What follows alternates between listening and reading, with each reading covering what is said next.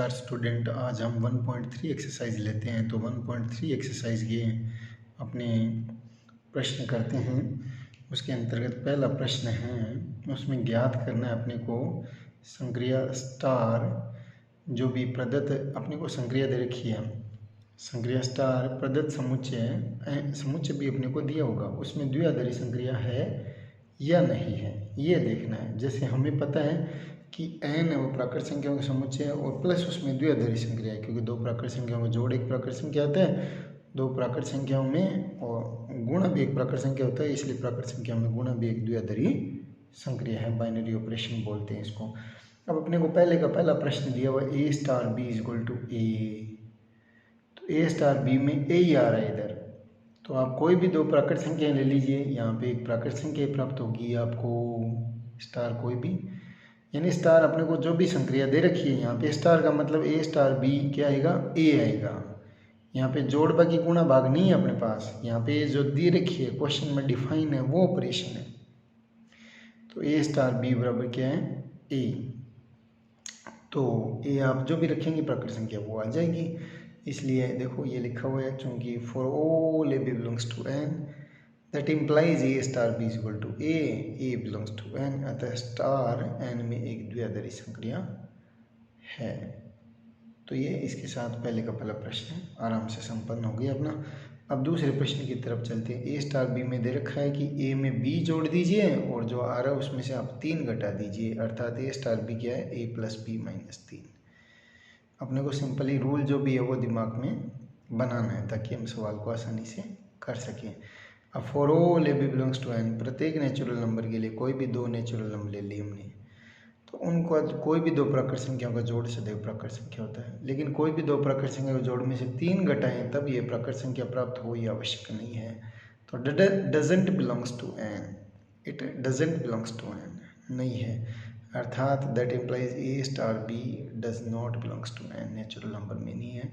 अतः उपयुक्त परिभाषित स्टार एन में द्विआधारी संक्रिया नहीं है। तो जहाँ पे नहीं होगी वहाँ पे, जहाँ पे जैसे हम फेल होते हैं तो अपने को बताना पड़ता है कि सब्जेक्ट में फेल हुए। पास होने वाले को कोई नहीं पूछता कि आप किस सब्जेक्ट में पास हुए, सभी में पास होता है वो। फेल होने वाले से पूछते हैं किस में सब्जेक्ट में फेल हुए। तो यहाँ पे जहाँ पे फेल हुआ है अपने स्टार की ये बाइनरी ऑपरेशन नहीं है, तो वहाँ पे एग्जाम्पल आपको देना पड़ेगा। तो जैसे हमने ए और बी की जगह 1 और 2 ले लिया, तो 1 प्लस 2 बराबर 1 प्लस 2 3 हो गया, 3 में से 3 को घटाया तो 0 0 एक प्राकृत संख्या नहीं है, इसलिए स्टार है, इसमें द्विआधारी संक्रिया नहीं है। तो ये दूसरा प्रश्न है, ये द्विआधारी संक्रिया नहीं है।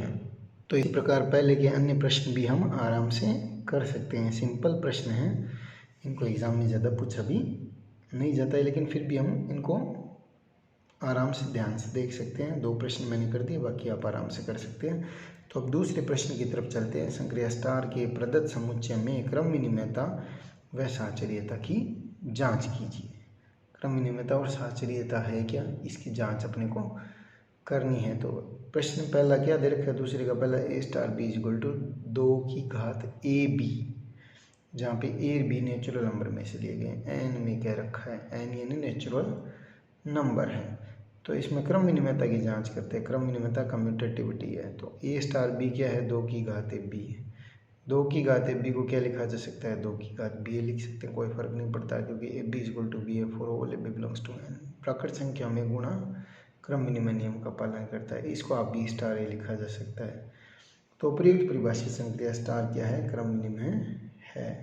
तो इसकी आसानी से जाँच हो गई यहाँ पे। अब साहचर्यता अर्थात liberty of parenthesis commutative associative property को देखते हैं। तो साहचर्यता में a star b star c, तो इसमें पहले इसको सोल्व करते हैं। तो इसका मतलब क्या आएगा, इन दोनों को गुणा करके 2 के सिर पे चढ़ाना है, यही तो है अपना रूल।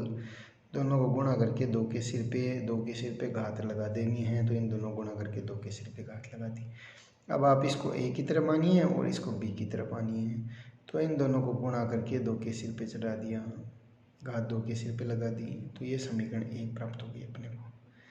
तो अब a star b star c लेते हैं, तो इन दोनों को गुणा करके 2 के सिर पे चढ़ा देते हैं। तो ये a और ये b है, तो इन दोनों गुणा करके 2 के सिर पे चढ़ाया, तो लेकिन ये दोनों संख्याएं तो अपने पास बराबर नहीं होगी, इसलिए एसोसिएटिव प्रॉपर्टी को होल्ड नहीं करता, अर्थात ये उपयुक्त परिभाषित जो संक्रिया है वह सहचारी नहीं होगी। तो जांच के अंतर्गत पाया गया क्रम विनिमय तो है लेकिन सहचारी नहीं है। तो ये दूसरा प्रश्न भी अपने पास दूसरे का पहला आराम से हो गया, इसमें कोई दिक्कत नहीं आई। तो आप ऐसे ही दूसरे के अन्य प्रश्न भी आराम से कर सकते हैं। एकदम सिंपल वे में अपने को चेक करना है, जो भी प्रॉपर्टी है उसको देखना है। अब हम तीसरे प्रश्न की तरफ चलते हैं। ये अच्छा इम्पोर्टेंट क्वेश्चन है अपने पास एग्ज़ाम पॉइंट ऑफ व्यू से भी, क्योंकि बाइनरी ऑपरेशन का जो टॉपिक है वो आपके 12th मैथमेटिक्स में नया ऐड हुआ है, इसलिए एग्ज़ाम के दृष्टिकोण से महत्वपूर्ण है। तो दी गई संक्रिया दे रखी है a star b equal to क्या है अपने पास a प्लस बी प्लस 1।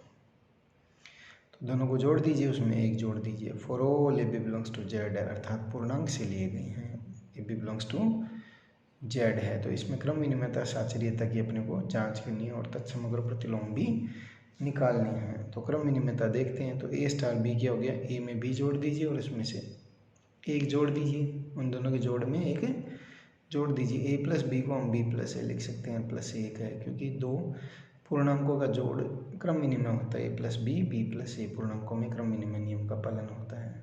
तो इसे को b प्लस ए प्लस 1 को b स्टार ए लिखा जा सकता है। तो a स्टार b बराबर b स्टार ए हो गया। For all A B belongs to Z, a B belongs to Z के लिए। तो ये क्रम विनिमय नियम का पालन करता है पूर्णांकों के लिए, जो भी संक्रिया अपने पास परिभाषित है। अब साचर्यता की बात करते हैं हम। तो साचर्यता में a star b star c देखते हैं हम पहले। तो कोष्टक इसमें लगाया हुआ, तो पहले इन दोनों को सोल्व करेंगे अकॉर्डिंग टू बोर्डमास रूल, जो भी अपने पास संक्रिया है। तो a प्लस बी प्लस 1, तो इसमें a स्टार b, इसका मतलब a प्लस बी प्लस 1। अब इसको आप a मानिए और ये c अर्थात इसको b मान लेते हैं। तो a स्टार b क्या, इन दोनों को जोड़ दिया और इसमें एक जोड़ दिया, तो ये plus b plus c plus 2 आ गया। ये समीकरण नंबर 1 हो गई अपने पास। तो इसी प्रकार हम देखते हैं a star b star c देखते हैं, हम b स्टार c लेते हैं। तो इन दोनों को जोड़ के इसमें एक जोड़ देते हैं। तो ये a star b plus c plus 1 है, इसको आप b की तरह मानिए। तो आगे की क्या लाइन आएगी, तो आगे ये आएगा अपने पास a में b प्लस सी प्लस 1 जोड़ दीजिए, प्लस उसमें 1 जोड़ दीजिए जो आएगा उसमें। तो a plus b plus c plus 2 आ गया अपने पास। तो ये समीकरण नंबर 2 हो गई। 1 और 2 से हम देखते हैं दोनों बराबर है, तो ये साचर्य नियम का पालन करता है। अब तत्समक है, तो तत्समक मान लेते हैं, माना ई है वो जेड में पूर्णांकों में होना चाहिए उसी में, तो तत्समक है for all a belongs to Z के लिए। तो तत्समक की परिभाषा क्या है, ए पर ई को ऑपरेट, ई को तत्समक मानना कि वापिस ए ही आ जाए, चाहे राइट साइड से हो चाहे लेफ्ट साइड से। तो left as well as right, a star e equal to a, e star a. तो ये अंडरलाइन कर लेते हैं, इतने इतने डेफिनेशन लगाते हैं। तो इसको बी की तरफ मानते हैं, तो ए प्लस बी अर्थात a plus e plus 1 is equal to a हो गया। दोनों तरफ से ई हटा ये ए कैंसिल आउट हो जाएगा, तो ए का मान क्या आएगा -1। -1 अपने पास पूर्णांक में होता है। तो वैसे भी आप सोचिए कि ए स्टार ई की जगह हम क्या रखते हैं, -1 रखते हैं। तो ए ये बी की तरह काम कर रहा है, तो a plus b plus 1 is equal to a, तो -1 स्टार ए। वैसे भी आप सोचिए कि बी की जगह क्या रखें कि पुनः ए ही प्राप्त हो जाए, तो बी की जगह -1 रखने पर पुनः ए ही प्राप्त हो जाएगा। तो ये -1 क्या हो गया अपने पास, तत्समक अवयव आ गया। तो -1 अपने पास क्या हो गया, तत्समक एलिमेंट, ये तत्समक एलिमेंट आ गया अपने पास। अब प्रतिलोम पे चलते हैं। तो प्रतिलोम देखते हैं अब हम नंबर 4 जो पॉइंट है इसमें प्रतिलोम देखते हैं। प्रतिलोम अर्थात इन्वर्स एलिमेंट या प्रतिलोम या व्युत्क्रमणीय भी बोलते हैं इसको प्रतिलोम। तो माना ए बिलोंग्स टू जेड के लिए आई बिलोंग्स टू जेड है, प्रतिलोम है। तब प्रतिलोम की परिभाषा अनुसार क्या होता है, a star is i equal to e, यानी क्या ऑपरेट करें किसी ए अवयव पर कि तत्समक आ जाए, आई स्टार ए राइट और लेफ्ट दोनों तरफ से। तो ये अंडरलाइन किया, उतने उतने डेफिनेशन ले लेते हैं। तो अपना रूल क्या है, ए में आई जोड़ दीजिए प्लस 1 जोड़ दीजिए, ए स्टार बी ए प्लस बी प्लस 1। ई तत्समक क्या है अपने पास, -1। तो इसको सरल करते हैं, तो ये 1 ये इधर जाएगा तो -2 -1, तो ए बिलोंग्स टू जेड आ जाएगा। तो अर्थात आई बराबर क्या आ गया, -2 - ए बिलोंग्स टू जेड। अर्थात इन्वर्स एलिमेंट है वो एलिमेंट पर निर्भर करता है, ए पर निर्भर करता है। जैसे 2 में क्या जोड़े कि 0 आ जाए तो 2 पे -2, 3 में क्या जोड़े तो अब ये बदलते इन्वर्स बदल जाता है। तो इसमें रख के देख सकते हैं A स्टार -2 -A, तो AB, तो A + B + 1 = -1 आ गया। अब ये राइट साइड से भी करके चेक करके देख सकते हैं। तो इस प्रकार हमारा ये एग्जाम्पल क्वेश्चन नंबर 3 हो जाता है। 4 नंबर क्वेश्चन है वो हमारी एग्जाम्पल 11 की तरह है, आप उसको आराम से कर सकते हैं, एकदम as it is example number 11 है। तो हम यहाँ पे सीधे 5 नंबर प्रश्न पे आ गए हैं। अब समझिए R0 में दे रखा है R0, R में से शून्य निकाल दिया, R0 यानी नॉन ज़ीरो रियल नंबर में परिभाषित किए गए फलन, 4 फलन दे रखे हैं अपने को, निम्नानुसार दे रखे हैं। 4 फलन क्या दे रखे हैं अपने को, f1 x क्या करता है, x का x ही रखता है, एज इट इज रख देता है। f2 क्या करता है, उसका नेगेटिव कर देता है। और f3 क्या करता है, उसका उल्टा कर देता है। f4 क्या करता है, उल्टे का नेगेटिव। इनको थोड़ा सा ध्यान में रखिए ताकि अपने को प्रश्न करने में थोड़ी दिक्कत ना हो, आराम से इनको सोल्व कर सकते हैं। तो f1 क्या करता है, x पे भेज देता है। f2 क्या करता है, नेगेटिव कर देता है। f3 1/, कर देता है। f4 -1/x कर देता है।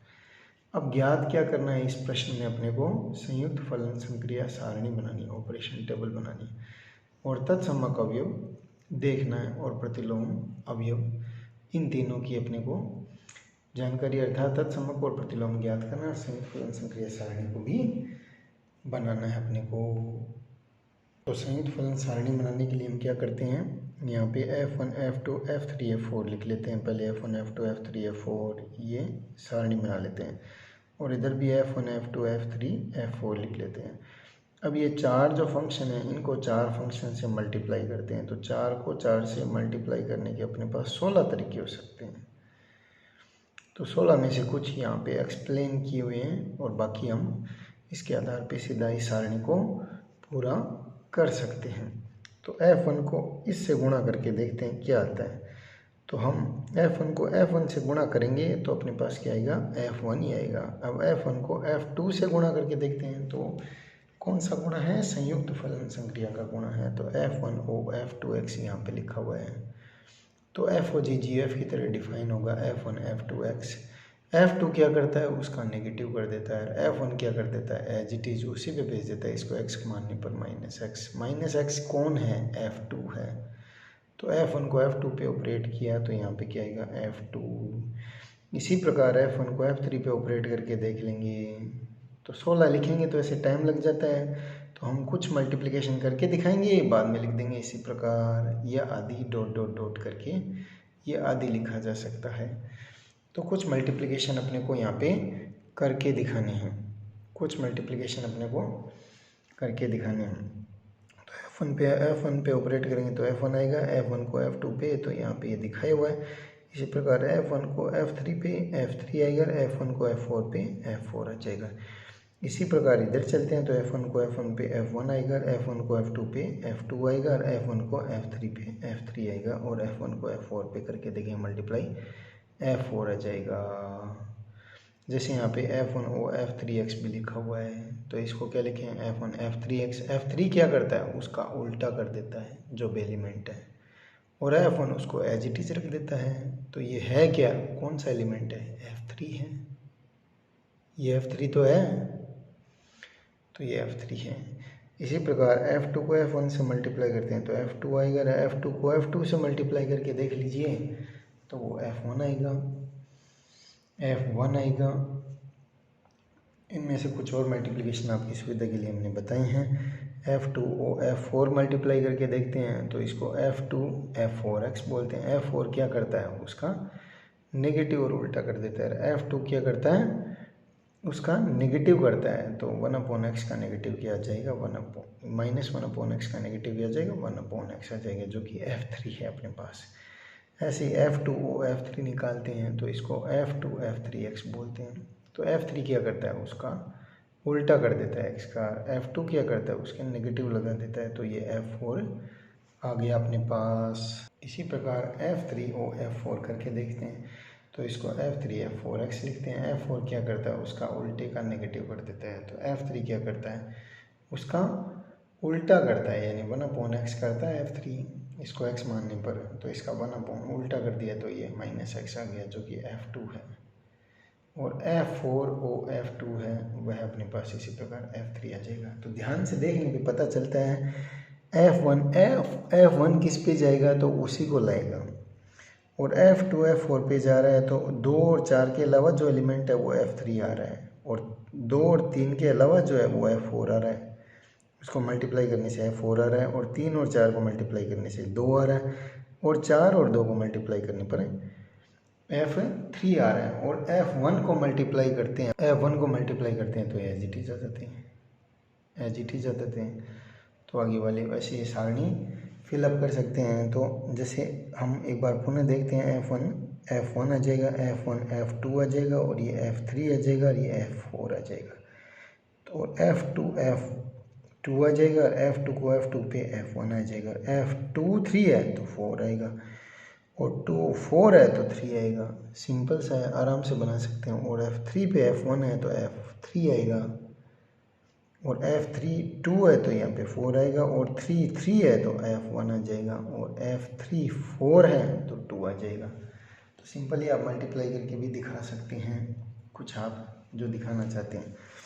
और इस सारणी की खास बात होती है, आगे हम पढ़ेंगे भी, एक ग्रुप है उसकी संक्रिया सारणी की प्रत्येक पंक्ति प्रत्येक स्तंभ में प्रत्येक अवयव एक और केवल एक ही बार आता है, जिसमें सारी चीज़ें होती है। तत्समक, प्रतिलोम, क्रम विनिमय, साहचर्यता सभी का पालन करता है। तो उसमें प्रत्येक फंक्शन एक और केवल एक ही बार आता है, इसमें कभी भी कोई फंक्शन रिपीट नहीं होगा अगर ये ग्रुप की संक्रिया सारणी होगी, जो अर्थात समवर्ता, साहचर्य, तत्समक, प्रतिलोम सभी का पालन करे। तो F3 पे क्या आएगा F1, और F3 F4 पे क्या आएगा F2। ऐसे ये सारे एलिमेंट लिख लेंगे। तो इन सभी को गुणा करने पर अपने को पता चल रहा है 4 को 4 से गुणा किया हमने, 16 प्रकार से आए। तो इन 4 में से बाहर गए क्या, नहीं गए, तो ये समवर्त है। ये संक्रिया सारणी अपने पास बन गई। अब हम आगे चलते हैं, इसमें तत्समक एलिमेंट के बारे में चर्चा करते हैं। तो तत्समक में देखते हैं कि तत्समक का मतलब पुनः वही आ जाए। तो F1 को किससे मल्टीप्लाई करूं कि वापस वही आ जाए, F2 को किससे मल्टीप्लाई करूं वापस वही आ जाए, F3 को किससे मल्टीप्लाई करूं F4 को, तो ये F1 कह रहा है। और ऐसे इधर से मल्टीप्लाई करते हैं तो ये आ रहा है, देख लीजिए F2 को इससे ये आ रहा है वापस, F2 को F1 से, तो सॉरी यहाँ पे लेते हैं हम, जैसे ये F1 है, इन सब से मल्टीप्लाई किया, F1 इससे मल्टीप्लाई किया ये आ रहा है, और F2 से किया ये आ रहा है, यहाँ पे ये आ रहा है, और यहाँ पे ये आ रहा है। ऐसे ही है, F1 इससे मल्टीप्लाई किया F1 आ रहा है, F2 से किया तो यहाँ पे F2 आ रहा है, F3 से किया F3 आ रहा है। तो F1 ऐसा एलिमेंट है जिसको किसी से मल्टीप्लाई करने पर वापस वही एलिमेंट प्राप्त हो रहे हैं। तो F1 किसी पे कोई प्रभाव नहीं डाला, जैसे 2 में क्या छोड़ेगी 2 ही आ जाए, तो ऐसे किसी फंक्शन पर क्या ऑपरेट करेगी, पुनः वही प्राप्त हो जाए। तो सारणी की प्रथम पंक्ति, ये प्रथम पंक्ति है, अपने ऊपरी पंक्ति के समान है, प्रथम स्तंभ अपने बाईं ओर के स्तंभ के समान है। तो F1 तत्समक का अब ये हो गया अपने पास, F1 तत्समक हो गया, क्योंकि ये पुनः इसी के समान प्राप्त हो रही है, और ये स्तंभ इसी के समान प्राप्त हो रहा है। तो ये F1 को इन सब से मल्टीप्लाई करने पर ये वापिस आ रहे हैं, ऐसे इस F1 को इन सब से मल्टीप्लाई करने पर ये वापिस आ रहे हैं। तो ये तत्समक हो गया अपने पास। तो F1, तो सारणी की इसको लिखने का तरीका, ये सारणी की प्रथम पंक्ति अपनी पूरी पंक्ति के तथा प्रथम स्तंभ अपने बाईं ओर के स्तंभ के समान है। तो F1 तत्समक अवयव है। अब हम प्रतिलोम देखते हैं। तो सारणी से भी देख सकते हैं प्रतिलोम का मतलब तत्समक आ जाए। तो F1 को F1 से मल्टीप्लाई करने पर F1 प्राप्त हो रहा है, F2 को F2 से मल्टीप्लाई करने पर F1 प्राप्त हो रहा है, और F3 को F3 से मल्टीप्लाई करने पर अपने को मल्टीप्लाई मतलब संयुक्त फलन संक्रिया के अंतर्गत मल्टीप्लिकेशन होगा, इनका कंपोजिट ऑपरेशन है। तो F3 पे ऑपरेट होने पर F1 आ रहा है, F4 पर ऑपरेट होने पर F1 आ रहा है। तो F1 F2 F3 F4 के प्रतिलोम क्रमशः F1 F2 F3 F4 ही है, यानी इन फलनों के प्रतिलोम ये सेल्फ इनवर्स है, सेल्फ इनवर्स यहाँ पे आ गए हैं। प्रतिलोम से तात्पर्य तत्समक आ जाए। तो इसी के साथ हमारी ये एक्सरसाइज भी कंप्लीट होती है 1.3। अब हम आगे के लेक्चर में विविध प्रश्नमाला के प्रश्नों पर चर्चा करेंगे। टिल देन जय श्री राम।